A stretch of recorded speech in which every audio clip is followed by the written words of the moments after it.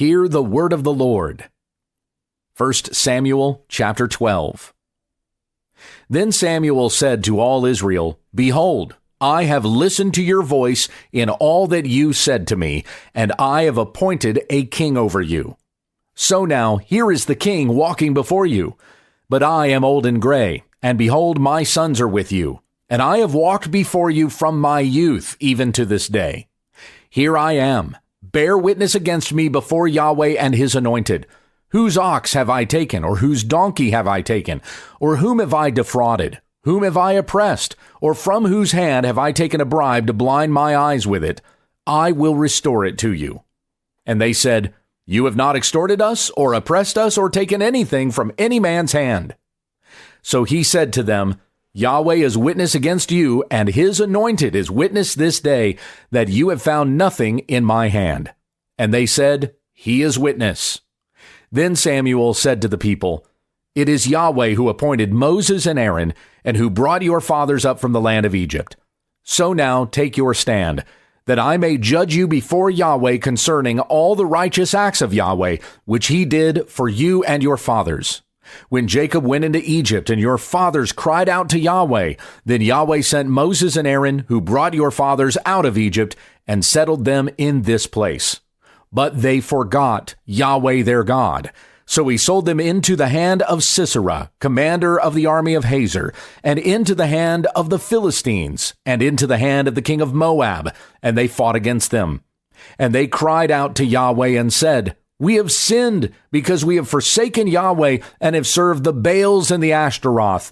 But now deliver us from the hands of our enemies, and we will serve you.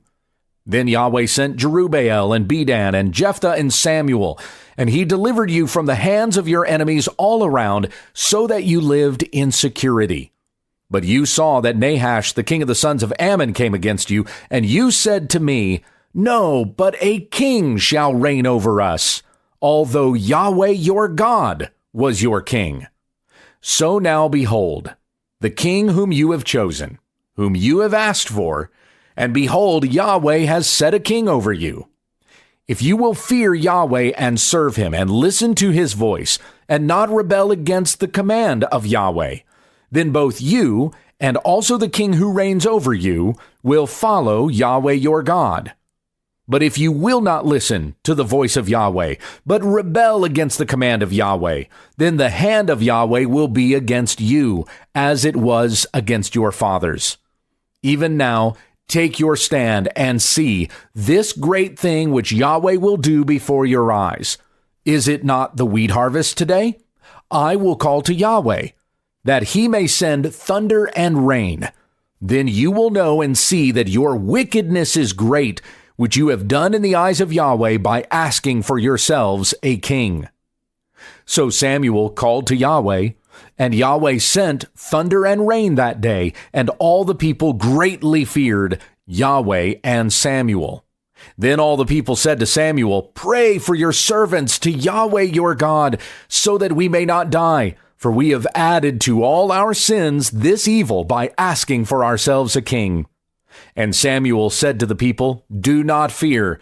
You have committed all this evil, yet do not turn aside from following Yahweh, but serve Yahweh with all your heart.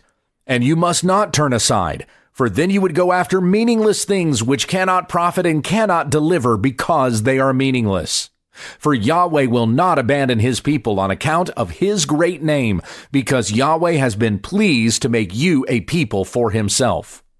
Moreover, as for me, far be it from me that I should sin against Yahweh by ceasing to pray for you, but I will instruct you in the good and upright way. Only fear Yahweh and serve him in truth with all your heart, for see what great things he has done for you. But if you still do wickedly, both you and your king will be swept away. 1 Samuel chapter 13. Saul was 30 years old when he began to reign, and he reigned 42 years over Israel. And Saul chose for himself 3,000 men of Israel, of which 2,000 were with Saul in Michmash and in the hill country of Bethel, while 1,000 were with Jonathan at Gibeah of Benjamin. but he sent away the rest of the people, each to his tent. And Jonathan struck the garrison of the Philistines that was in Geba, and the Philistines heard of it. Then Saul blew the trumpet throughout the land, saying, "Let the Hebrews hear." Then all Israel heard the news that Saul had struck the garrison of the Philistines, and also that Israel had become odious to the Philistines. The people were then summoned to Saul at Gilgal. Now the Philistines assembled to fight with Israel, 30,000 chariots and 6,000 horsemen, and people like the sand which is on the seashore in abundance. And they came up and camped in Michmash, east of Bethaven. Now the men of Israel saw that they were in a strait, for the people were hard pressed. Then the people hid themselves in caves, in thickets and cliffs, in cellars and in pits. Also some of the Hebrews crossed the Jordan into the land of Gad and Gilead. But as for Saul, he was still in Gilgal, and all the people followed him trembling. So he waited 7 days, according to the appointed time set by Samuel. But Samuel did not come to Gilgal, and the people were scattering from him. So Saul said, "Bring near to me the burnt offering and the peace offerings." And he offered the burnt offering. And as soon as he finished offering the burnt offering, behold, Samuel came, and Saul went out to meet him and to greet him. But Samuel said, "What have you done?" And Saul said, "Because I saw that the people were scattering from me, and that you did not come within the appointed days, and that the Philistines were assembling at Michmash. Therefore I said, now the Philistines will come down against me at Gilgal, and I have not entreated the favor of Yahweh. So I forced myself and offered the burnt offering." And Samuel said to Saul, "You have acted foolishly. You have not kept the commandment of Yahweh your God, which he commanded you. For now Yahweh would have established your kingdom over Israel forever. But now your kingdom shall not endure. Yahweh has sought out for himself a man after his own heart, and Yahweh has appointed him as ruler over his people, because you have not kept what Yahweh commanded you." Then Samuel arose and went up from Gilgal to Gibeah of Benjamin. And Saul numbered the people who were present with him, about 600 men. Now Saul and his son Jonathan and the people who were present with them were staying in Gibeah of Benjamin, and the Philistines camped at Michmash.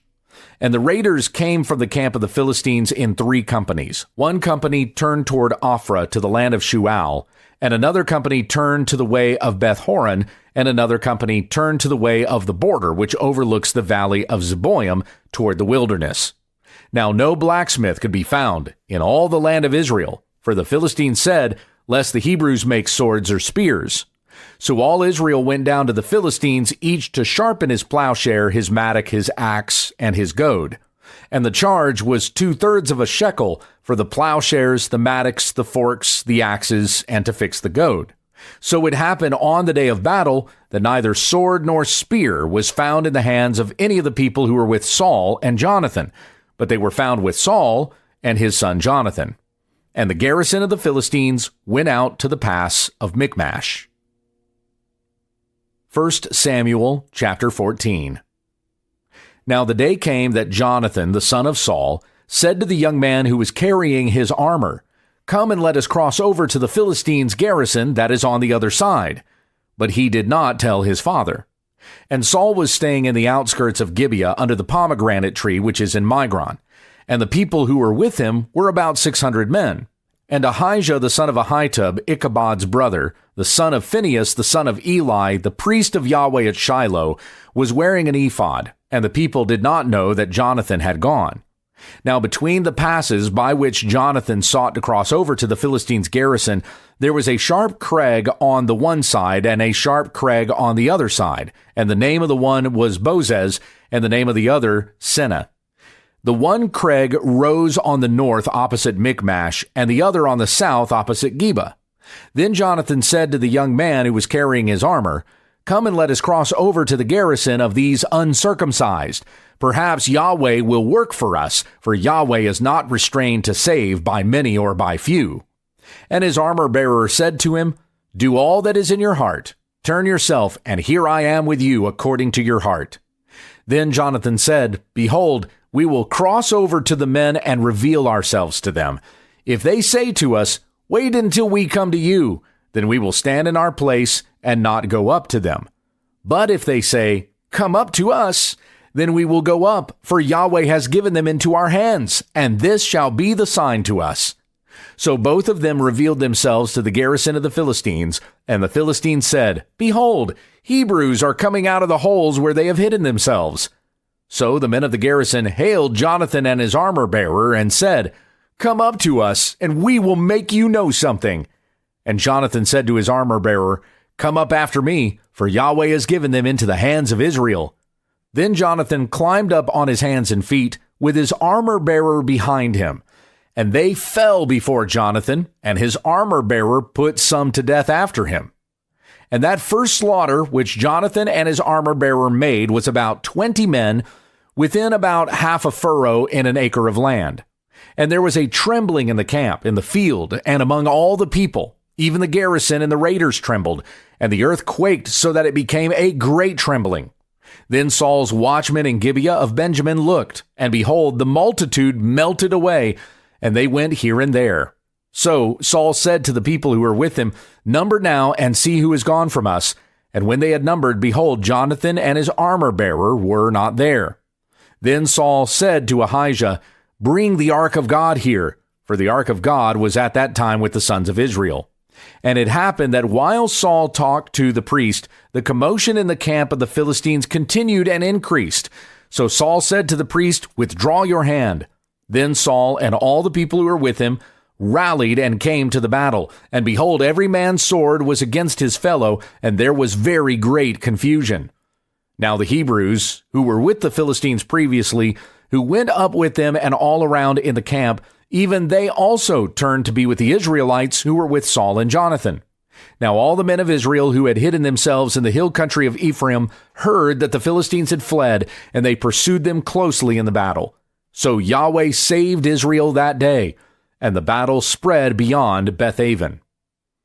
Now the men of Israel were hard pressed on that day, and Saul had put the people under oath, saying, "Cursed be the man who eats food before evening, and until I have avenged myself on my enemies."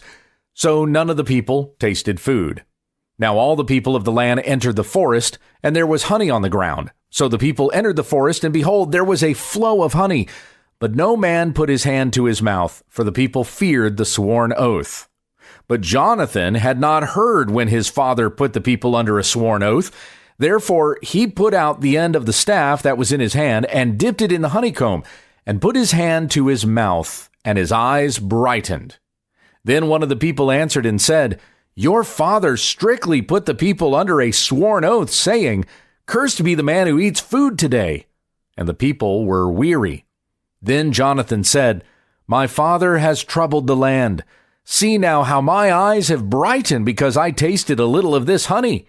How much more if only the people had eaten freely today of the spoil of their enemies which they found. For now the slaughter among the Philistines has not been great.' Then they struck among the Philistines that day from Michmash to Aijalon, and the people were very weary. So the people rushed greedily upon the spoil, and they took sheep and oxen and calves and slaughtered them on the ground, and the people ate them with the blood. Then they told Saul, saying, 'Behold, the people are sinning against Yahweh by eating with the blood.' And he said, 'You have acted treacherously. Roll a great stone to me today.'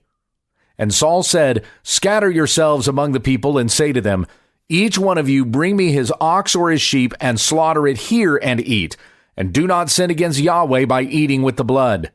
So all the people that night brought each one his ox with him and slaughtered it there. And Saul built an altar to Yahweh. It was the first altar that he built to Yahweh. Then Saul said, 'Let us go down after the Philistines by night and take spoil among them until the morning light. And let us not leave a man of them.' And they said, 'Do whatever seems good in your eyes.' So the priest said, 'Let us draw near to God here.' And Saul asked of God, 'Shall I go down after the Philistines? Will you give them into the hand of Israel?' But he did not answer him on that day. And Saul said, 'Draw near here, all you chiefs of the people, and know and see how this sin has happened today. For as Yahweh lives, who saves Israel, though it is in Jonathan my son, he shall surely die.' But not one of all the people answered him. Then he said to all Israel, "You shall be on one side, and I and Jonathan my son will be on the other side." And the people said to Saul, "Do what seems good in your eyes." Therefore Saul said to Yahweh, the God of Israel, "Give a perfect lot." And Jonathan and Saul were taken, but the people escaped. And Saul said, "Cast lots between me and Jonathan my son." And Jonathan was taken. Then Saul said to Jonathan, "Tell me what you have done." So Jonathan told him and said, "I indeed tasted a little honey with the end of the staff that was in my hand. Here I am. I must die." And Saul said, "May God do this to me and more also, for you shall surely die, Jonathan."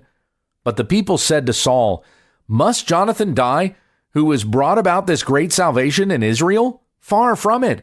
As Yahweh lives, not one hair of his head shall fall to the ground, for he has worked with God this day." So the people redeemed Jonathan, and he did not die. Then Saul went up from pursuing the Philistines, and the Philistines went to their own place. Now Saul had taken the kingdom over Israel, and he fought against all his enemies on every side, against Moab, the sons of Ammon, Edom, the kings of Zobah, and the Philistines. And wherever he turned, he inflicted punishment. And he acted valiantly and struck down the Amalekites and delivered Israel from the hands of those who plundered them. Now the sons of Saul were Jonathan and Ishvi and Malchishua. And the names of his two daughters were these, the name of the firstborn Merib, and the name of the younger Michal.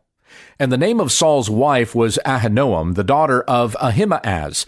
And the name of the commander of his army was Abner, the son of Ner, Saul's uncle. And Kish was the father of Saul, and Ner, the father of Abner, was the son of Abiel. Now the war against the Philistines was severe all the days of Saul, and Saul would see any mighty man or any man of valor, and would gather him to his staff.